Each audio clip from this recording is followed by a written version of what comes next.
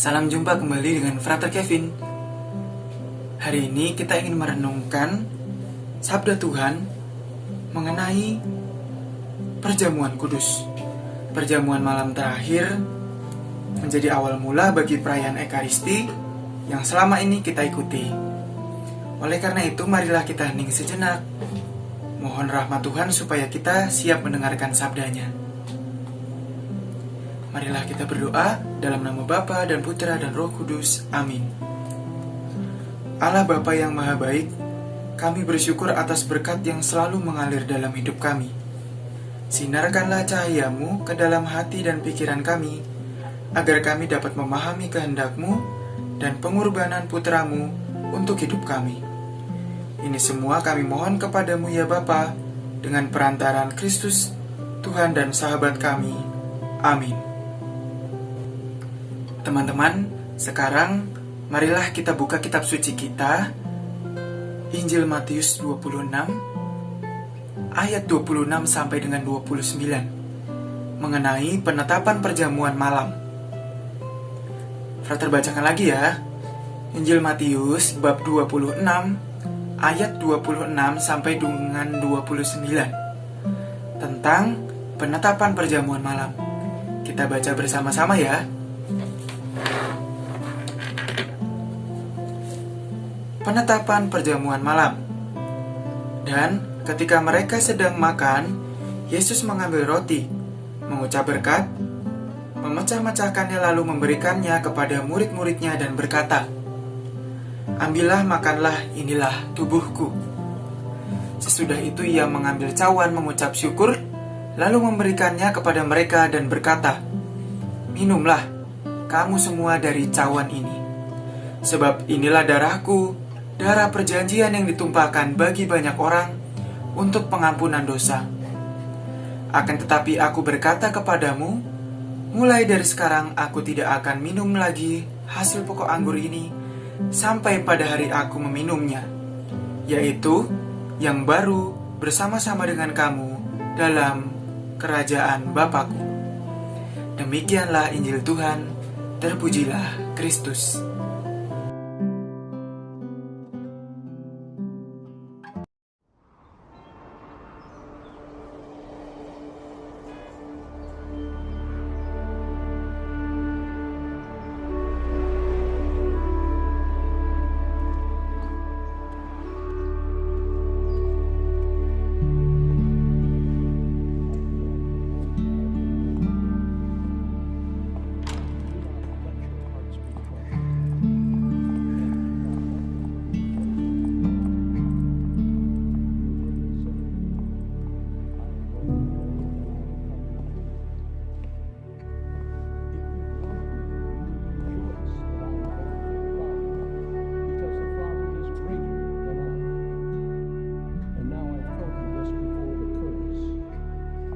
So that when it does occur, you may believe the word of the Lord.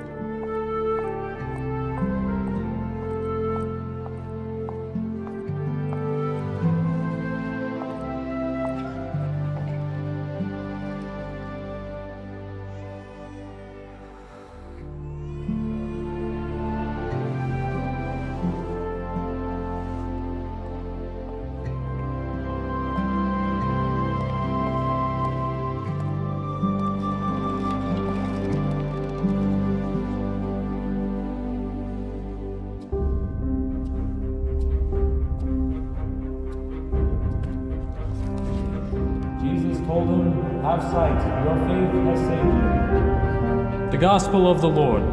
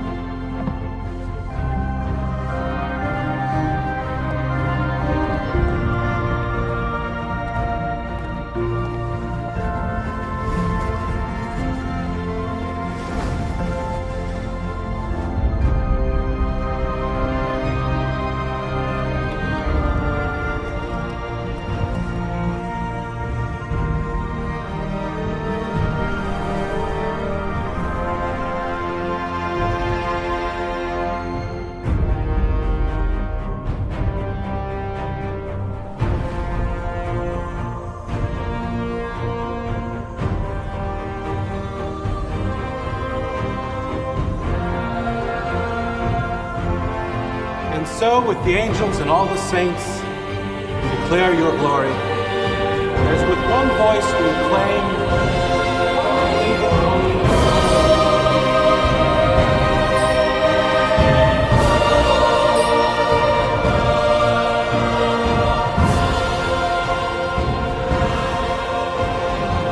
body and blood of our Lord Jesus Christ,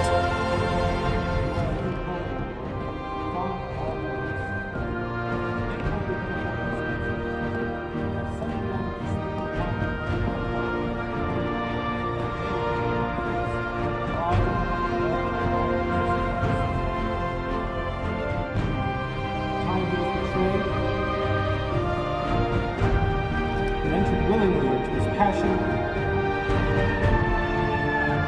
He took bread, and giving thanks, broke it, and gave it to his disciples, saying, "Take this, all of you, and eat of it. For this is my body, which will be given up for you."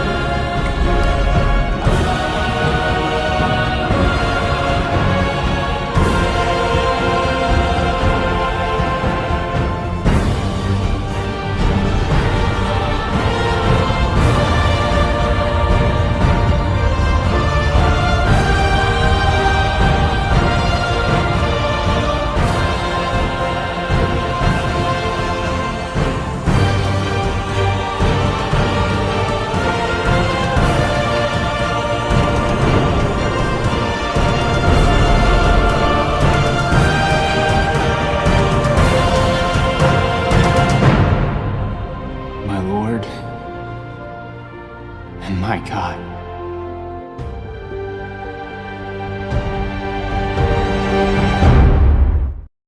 Teman-teman yang baik, siapa yang pernah mengalami luka karena jatuh dari sepeda atau karena tergores benda sesuatu? Pastinya rasanya sakit. Ketika keluar darah, rasanya sakit banget. Begitupun perasaan yang dialami oleh Yesus ketika ia memikul salib, ketika ia wafat di kayu salib. Ia mengeluarkan banyak darah dan merasakan kesakitan demi menghapus dosa-dosa kita. Namun, ia jalani semuanya itu dengan gembira karena dia mencintai kita. Teman-teman yang baik, bacaan Injil yang baru saja kita dengar dan kita baca bersama-sama mengajak kita untuk memahami dua hal. Dua hal apa saja itu? Akan Frater jelaskan ya.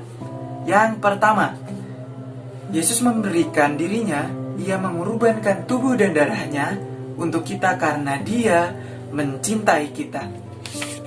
Tadi dalam ayat ke-26 sampai dengan 28, Yesus mengatakan, "Ambillah dan makanlah, inilah tubuhku. Minumlah, inilah darahku, darah perjanjian yang ditumpahkan bagi banyak orang untuk pengampunan dosa." Yesus mengambil roti dan anggur sebagai ungkapan kehadirannya di masa waktu itu hingga saat ini, supaya kita dapat merasakan kehadiran Yesus sampai selama-lamanya. Teman-teman, kenapa Yesus mengambil roti dan anggur menjadi pengungkapan kehadiran dirinya, menjadi tubuh dan darahnya? Karena spiritualitas roti yang mengungkapkan pengorbanan. Kita tahu bahwa roti itu tidak sekali jadi, teman-teman. Roti itu dari apa? Dari gandum. Ya, roti itu dari gandum. Gandum dikupas kulitnya, lalu ditumbuk, lalu setelah menjadi tepung, diulen dengan air sehingga menjadi adonan yang baik. Lalu dibakar, baru menjadi roti. Begitulah spiritualitas roti yang mengungkapkan pengorbanan. Begitupun juga dengan anggur Yesus menggunakan anggur karena anggur tidak hanya dipetik dan tidak langsung dimakan, tetapi anggur diperas, diperas supaya menjadi minuman yang baik. Selain itu juga anggur menjadi tradisi waktu itu sebagai persembahan kepada Allah atas hasil panen. Oleh karena itu teman-teman, setiap kita merayakan perayaan Ekaristi bersama-sama secara online pada masa kini, kita pun dapat merasakan kehadiran Yesus, merasakan cintanya. Walaupun situasi pandemi memberikan batasan secara fisik, tetapi Yesus juga hadir. Kurban Ekaristi yang dirayakan oleh Romo itu juga kita rasakan di rumah kita. Teman-teman yang baik, tadi kata-kata Yesus, ambillah, makanlah, dan minumlah itu, ingat ya, ini juga diungkapkan oleh Romo ketika memberkati roti dan anggur supaya menjadi tubuh dan darah Kristus. Hanya Romo yang bisa memberkati roti dan anggur merubah menjadi tubuh dan darah Kristus. Teman-teman yang baik, bagaimana kita bisa merasakan cinta Yesus di dalam hidup kita melalui perayaan Ekaristi? Kita dapat merasakan cinta kasih Yesus dalam hidup kita melalui perayaan Ekaristi, yaitu melalui kebaikan orang tua kita, saudara dan teman-teman kita, ketika mereka memberikan sesuatu kepada kita. Ketika kita merasa senang dan bahagia di dekat mereka, itulah cinta Kristus, cinta Yesus yang kita rasakan. Kenapa? Karena dalam pengorbanannya, Yesus pun memberikan dirinya untuk kita. Kasih itu kan sifatnya memberi ya teman-teman. Begitupun juga kasih yang orang tua, teman-teman, dan saudara-saudari kita kepada kita itu juga memberi. Begitu teman-teman. Lalu, apa yang akan kita lakukan ketika kita merasakan cinta Tuhan? Teman-teman yang baik, cinta Tuhan yang kita terima itu gratis. Kita terima secara cuma-cuma. Oleh karena itu, sebagai ungkapan syukur kita kepada Tuhan, kita pun diajak untuk membagikan kasih Tuhan kepada sesama, supaya semua orang dapat merasakan kasih Tuhan seperti apa yang kita rasakan. Hal kedua yang Yesus ajak kepada kita melalui sabdanya hari ini, yaitu tubuh dan darah yang akan kita santap kemudian hari, yang akan menyatu dengan diri kita, itu adalah tubuh dan darah Kristus sendiri. Kristus masuk dan menyatu ke dalam diri kita, sehingga setiap kita yang menyambutnya secara fisik maupun secara batin, kita diajak untuk semakin mirip dengan Yesus. Tapi teman-teman, yang dimiripin bukan kumis, bukan brewok, bukan gondrongnya ya. Yang dimiripin dengan Yesus, kita semakin mirip dengan Yesus, itu sifatnya, cara Yesus berbicara, cara Yesus berteman, lalu cara Yesus berdoa kepada Tuhan. Itulah yang diharapkan oleh Tuhan Yesus kepada kita, supaya kita semakin mirip dengannya. Teman-teman yang baik, semakin mirip dengan Yesus tentunya bukan hal yang mudah, nggak kayak kita membalikan telapak tangan. Tetapi yakinlah bahwa Tuhan Yesus selalu memberikan rahmat supaya kita mampu melewati segala cobaan, mampu memahami kasih-Nya melalui perayaan Ekaristi, sehingga kita dapat memandang kasih Tuhan secara mendalam. Kita dapat merasakan kehadiran Tuhan walaupun perayaan Ekaristi yang saat ini kita rayakan itu secara online. Romo, frater, suster, semuanya berdoa untuk kita semua dalam perayaan Ekaristi supaya pandemi ini segera berakhir dan kita dapat merayakan Ekaristi bersama dan menyambut tumbuh Tuhan masuk ke dalam diri kita. Teman-teman yang baik, Semoga apa yang kita renungkan hari ini membuat kita semakin memahami makna pengorbanan Yesus bagi kita, yaitu karena Yesus mencintai kita dan karena Ia ingin kita mengikutinya. Sekarang marilah kita berdoa, mohon rahmat dari Tuhan supaya kita dapat merasakan cinta Yesus kepada kita. Marilah kita berdoa. Allah Bapa yang Maha Cinta, kami bersyukur karena kurban putramu, Yesus yang menyelamatkan kami.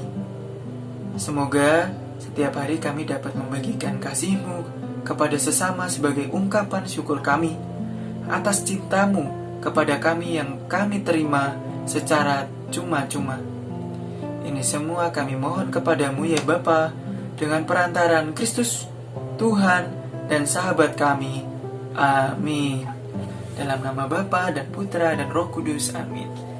Teman-teman yang baik, yang terkasih dalam Tuhan, terima kasih atas pelajaran kita pada hari ini. Semoga persiapan kita dalam menyambut komuni pertama dapat lancar dan Tuhan senantiasa memberkati kita. Amin.